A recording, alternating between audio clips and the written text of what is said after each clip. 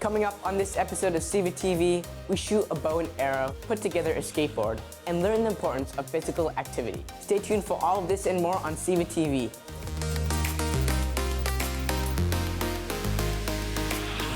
There's an audience that you can't really show with words on a paper or on a poster, but it's kind of this. And remember, there's always good news around the corner. And try not to get frustrated. It gets easier. Welcome to My DX News. I'm Vanessa and I'll be your host today. Welcome to the top. And while that is heating up, you're going to want to lay out all your ingredients. I have never done a documentary ever in my life, and this is my first documentary. This is going to be quite the video.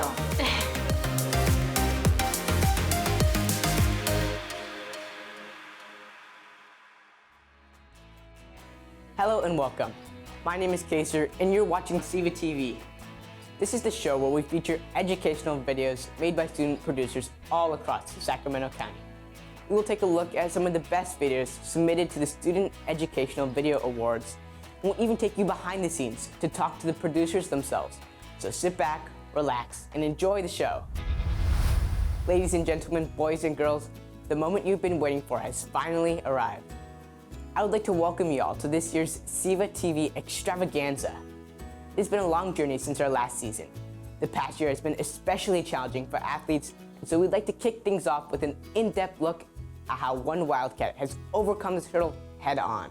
My name is Denzen and I go to Franklin High School, and the name of my video is Athletes During Quarantine. It's a news report and it follows the story of our starting center, Michael Lloyd, and his struggles with the season, with quarantine and COVID, and all the struggles that California athletes had to face with a new problem, a new thing that no one's ever seen before. It was definitely a different experience shooting this video compared to other videos I've shot before. First off, I had no equipment. Usually I use the school's equipment, their tripods, their cameras, their microphones, and not having an equipment, you're already a step behind. So I just turned to something that everyone else has, which is a phone. So it definitely came in handy.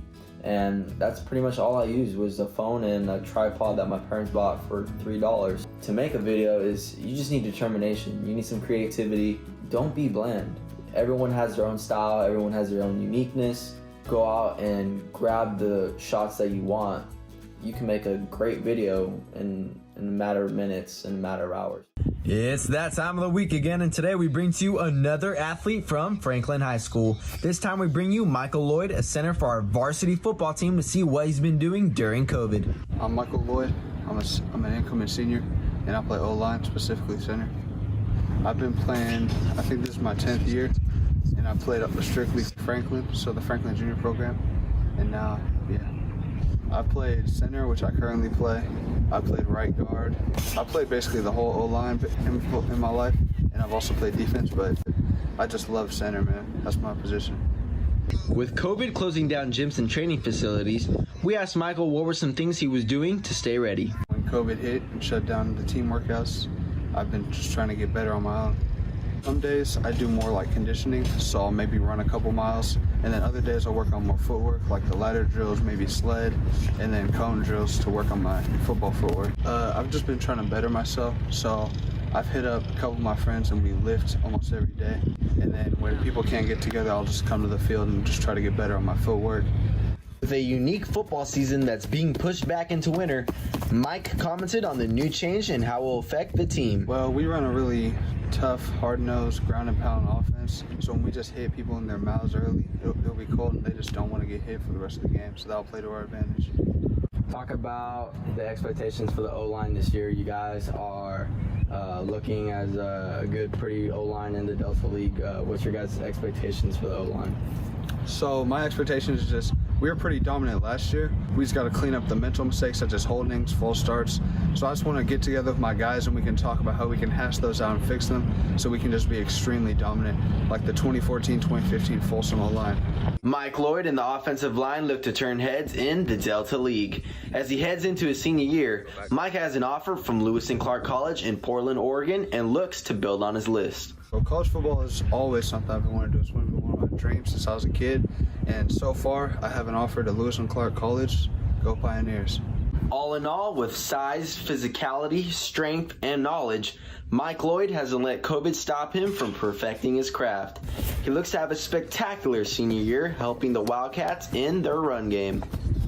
This is Denzen Cortez reporting for Wildcat TV. This has been Michael Lloyd, and you're watching Wildcat TV. Go Cats! Shoot for the sky and you'll be a star. Or if you prefer, you can shoot a bow and arrow instead. Just follow along as Haley teaches how it's done. In my How to Shoot a Bow and Arrow video, I show the viewer the do's and don'ts of handling the bow and arrows, how to inspect the bow and arrows for damages, and how to properly shoot a bow and arrow. When you watch my video, you're supposed to learn how to shoot a bow safely and how to handle it without hurting yourself, the bow, or anything around you. The role I had in the production of my video was brainstorming, filming, editing, and creating an interesting video. I think overall I was successful in doing my parts, and I think my videos led up to their potential. How to shoot a bow and arrow. Here are some important things to remember when handling your bow. First, remember to never ever point your bow at any living thing, as if you let go, you could seriously harm them. Second, remember to never ever set your bow down on the ground. Always set it on a bench or a table that is above the ground.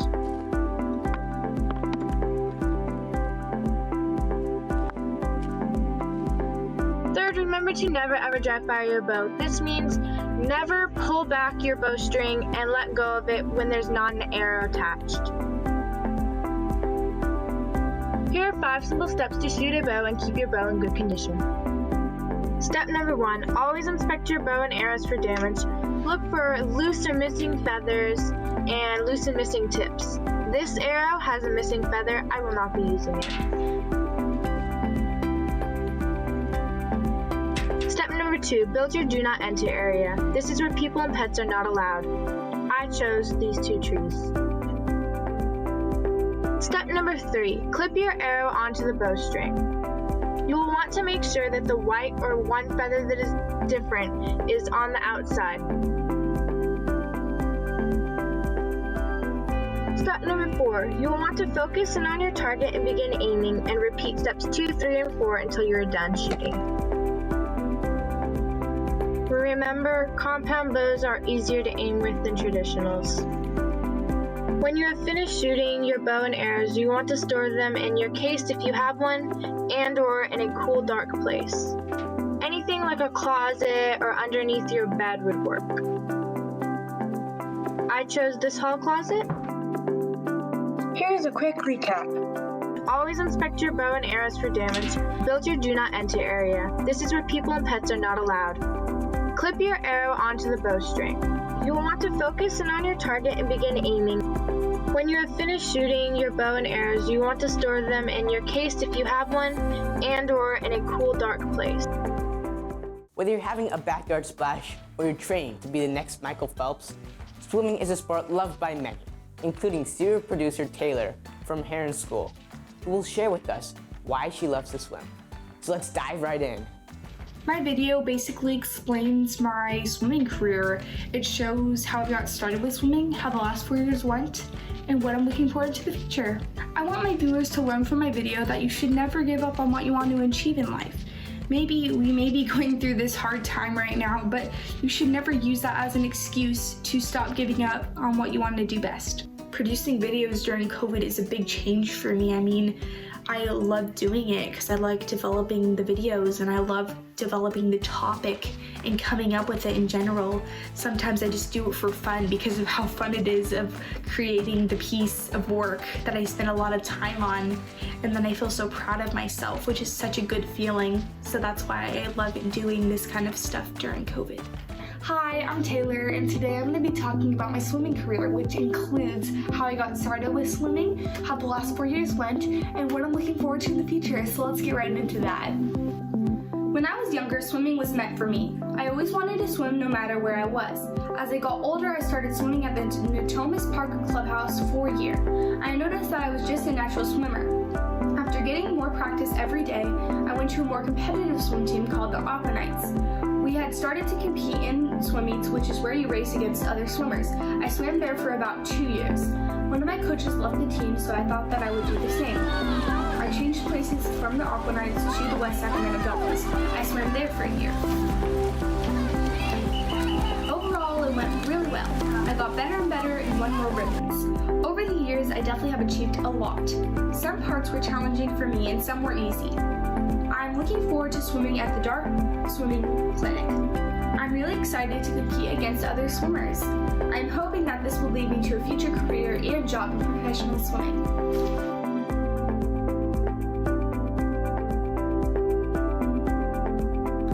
Taylor has always had the love for swimming or anything to do with water. She loves the ocean, bath time, ever since she was little. So when she was around 8 or 9, we decided to put her on a non-competitive swim team, and she loved it and she excelled at it. She did very well. So from there we decided to put her on a competitive swim team, and so she's done that the last 3 years. So when Taylor got in competitive swimming, she always just wanted to be in first place. She was super competitive with her teammates and herself.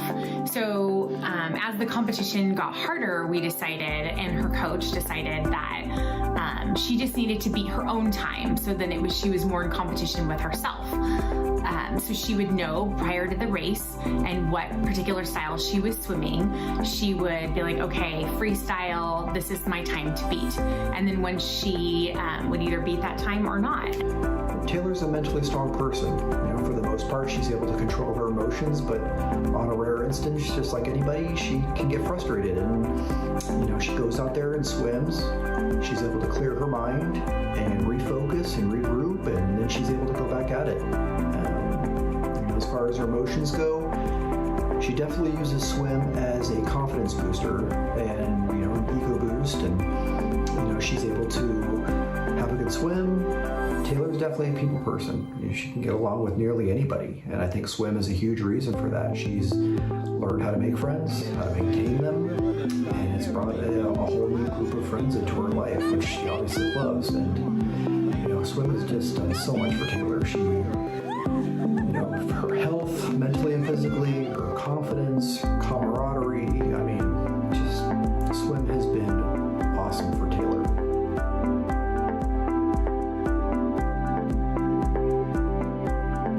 If you don't mind the cold, then you've got to hit the slopes and give skiing a try. No matter what your skill level is, Oliver has you covered with this crash course ranging from beginner to advanced, including how to crash safely. The name of my video is How to Ski. In my video, I demonstrate how to get ski equipment on, and my mother, sister, and I in the second half of the video show different techniques of how to ski. I want viewers to learn how to get started skiing. The process that I went through to make my video was filming myself with my phone, getting ski equipment on. And then on the weekend, my family and I had to go skiing in Lake Tahoe while filming with my dad's GoPro that he let me borrow. A video means to me a medium of communication or entertainment, and a video can make an impact on my friends or in my community by exposing, encouraging, and inspiring new ideas. How to ski, an instructional tutorial. Step 1. Gear. First, I personally recommend a pair of long johns with extra underwear underneath. Secondly, you'll want to choose either snow pants or a snow bib. To me, snow bibs are more comfortable because snow can't get in through the waistline when you fall. One of the main components to skiing is your ski boots. Now, when you put them on, you'll want to pull up this part to get your foot into the boot. Now, when you get your feet into your boots, you'll want to buckle them up so they are tight enough not to fall off a ski lift, but not too tight where your feet cramp. Tip: failure to keep out clothing items besides your socks in your ski boots will result in poor blood circulation, which will cause your feet and calves to cramp. Lastly, you'll need to wear a snow jacket. Step 2. Safety. Due to COVID restrictions, you must wear a neck gaiter or a mask while skiing. Disclaimer: you can pull it down while skiing. When you are skiing, you can get really thirsty, which is why I recommend using a hydration pack, preferably one that straps to your back and not the waist. you'll need to wear a helmet at all times to protect your head when falling. You can also, if you want to, utilize a pair of skiing goggles, which protect your eyes from the blinding snow. Step 3. Ski lifts.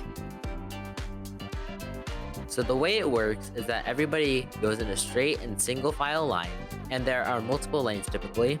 Now, while everybody is doing this loading process, you must remain conscious and courteous. This means that your skis shouldn't touch the skis or snowboards of other people. Once you arrive at the loading dock, you should stay put at the red line until a new ski lift chair comes down, and you should chase after the back of it. After that happens, you should look behind you to see a new ski lift chair. Now, once all of the passengers are situated, you may pull down the safety bar. Step 4. Skiing methods. For beginners, when you first ski, you want to ski with the method of tying.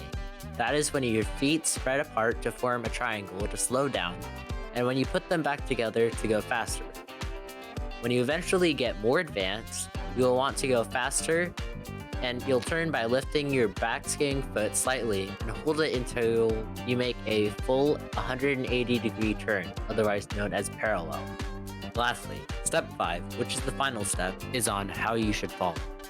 Now, it is guaranteed that you will fall eventually at some point, so when you fall, it is optimal to fall to your sides and not in front or behind you, because if you don't, you can pull a leg, muscle, and or break a bone. However, sometimes when you are skiing too fast, your skis will fall off your boots and you'll fall forward and start rolling, which is perfectly fine. Just make sure not to roll or fall off a cliffside. Now that you have viewed this tutorial, you may get the correct gear and repeat all of the steps on this list. You are now ready to enjoy your day of skiing.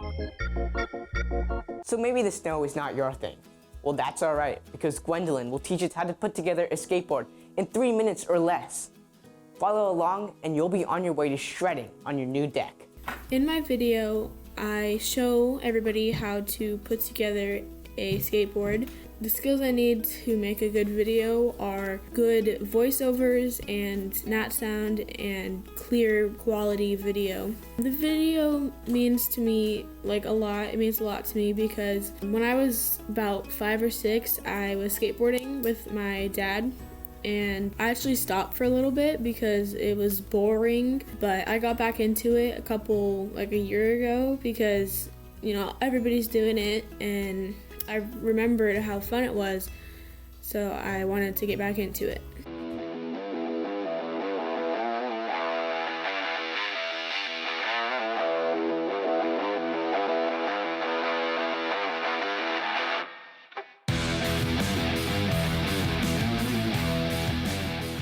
Hi, I'm Gwen, and I'm going to show you guys how to put together a skateboard.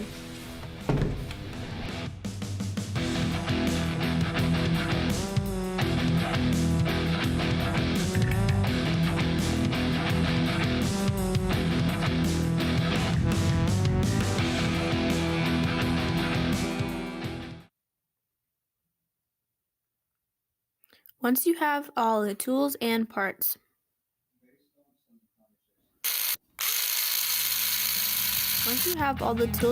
that you need, you're going to put the trucks onto the board by tightening the skateboard hardware onto them.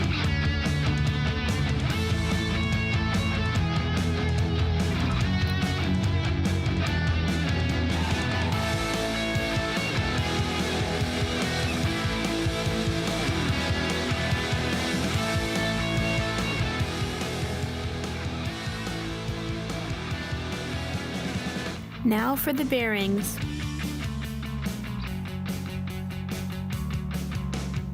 Once the trucks are completely onto the board, you're going to put the bearings into the wheels.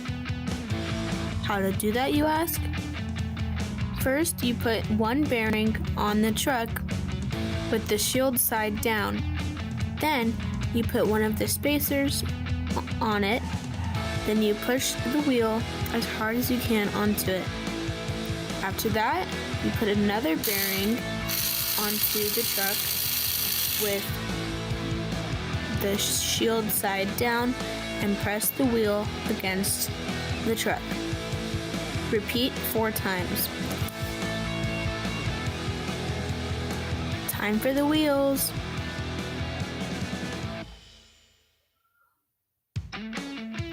So, once you have all the bearings in the wheels and the trucks are on the board, you're going to put the wheel with the pattern side facing upwards and then put one of the nuts onto the truck and tighten it until it gets tight. But if it's too tight, loosen it, because if it's too tight, the wheel won't rotate correctly. Once all of that is done on all 4 wheels, then it's time to ride.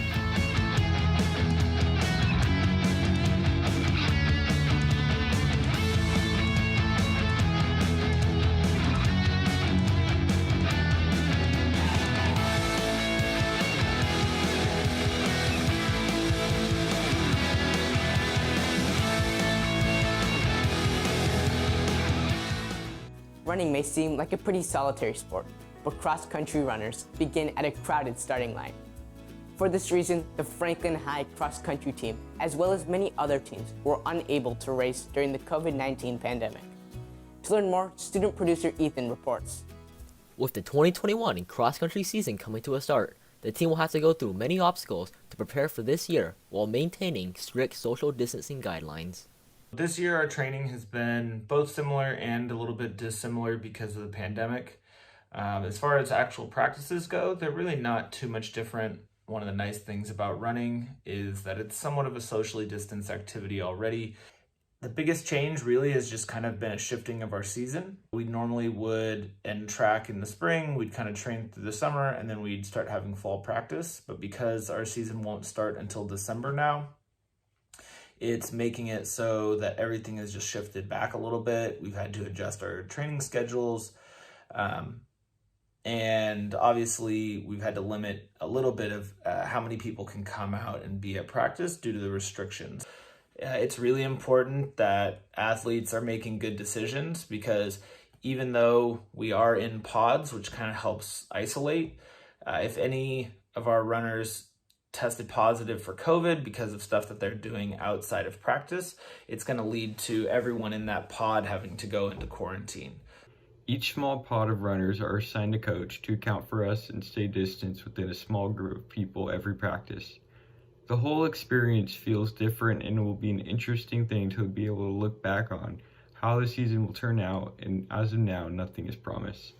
As far as the year goes, we're kind of using this increased off season to get some more training. So we're hoping to have a pretty strong year. It's really kind of up in the air what the season is going to look like in terms of number of meets, but we think that we're going to have a really solid boys varsity team. And then we also think that we probably have our best girls varsity team in school history. So we'll kind of see kind of how that shakes out as the season goes on. Right now we're preparing like we will, and kind of fingers crossed that's how it stays. This year will surely be tough, but that's not going to stop the cross-country team from continuing their training. Many other sports have also been affected by the pandemic throughout the past year. Producer Rexus has investigated a few ways COVID has impacted dance and basketball. Hello, my name is Rexus Bonzon, and I'm going to be interviewing kids on how COVID-19 has affected them playing sports. Hello, my name is Maxwell Bonzon, and I'm a competitive basketball player. Hi, my name is Camille. I'm Rexus's cousin, and I'm a competitive dancer. When I first heard about the lockdown, I was a little mad because my basketball team was doing really good at the time. But then when I heard the lockdown happened, we just couldn't play with anyone, and I was a little mad. I was very shocked, and I didn't really know what was going on. And I thought it would just be a couple weeks, but then when it turned into months, I knew it was very serious. I played in the backyard with my brother, and I played at the park. No one was there, so we can stay safe. We first started out by doing watching the videos that my teachers were posting on Google Classroom, where they were just teaching our classes. And then we started doing Zoom classes, and my dad got me a ballet bar to practice, and I had to adapt to the floor that we had. I kept in touch with my coaches and teammates by having a couple Zoom calls and sending in workout videos to show that I've been playing basketball on the courts. I would just call and text my teammates, and with my coaches or teachers, I would take some private lessons, and I would be able to communicate and ask more questions. When I first tried it, it felt kind of weird because my teammates weren't there, so when I couldn't pass the ball to them, so I just practiced shooting and dribbling with my brother, but it wasn't the same. It was very different, and I didn't have my teammates encouraging me and being able to talk to, and I wasn't able to ask as many questions for the teachers. I learned how to release a higher arc in my jump shot. I learned how to do dribble moves, be faster, and I learned how to keep my right hand stronger because I'm a lefty. I was able to learn from different choreographers around the U.S., and that helped me learn more movement and dance, and we should take advantage of what we have. Thank you for watching my news story about how kids that play sports are affected by COVID-19.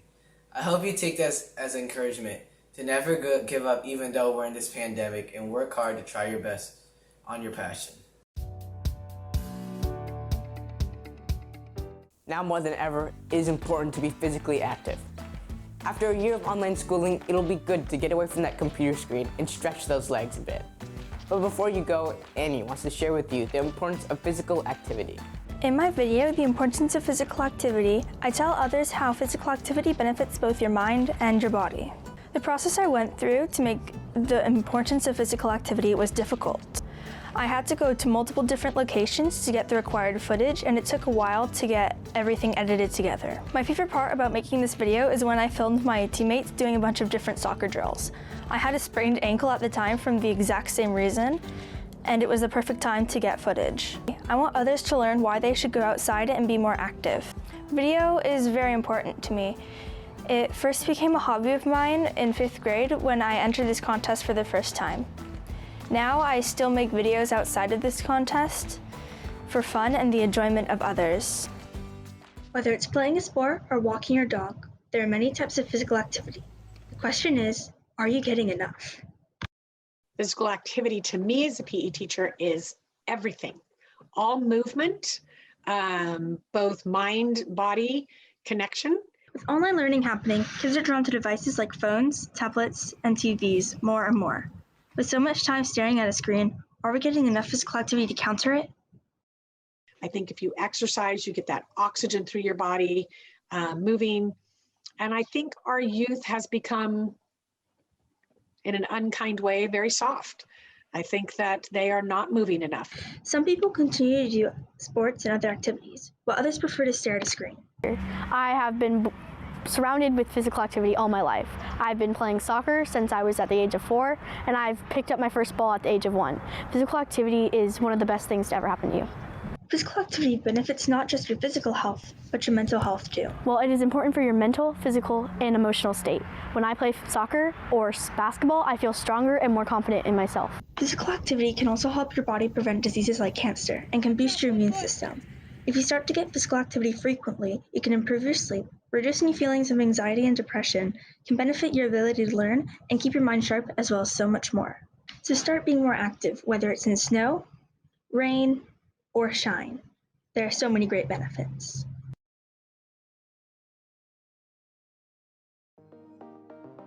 Well, that's all the time we have for today's episode of SEVA TV. Thank you for joining us, and remember, if you'd like to see more student videos or find out how you can enter the SEVAs, check out our website at secctv.org. I'm Kaser, and thanks for watching.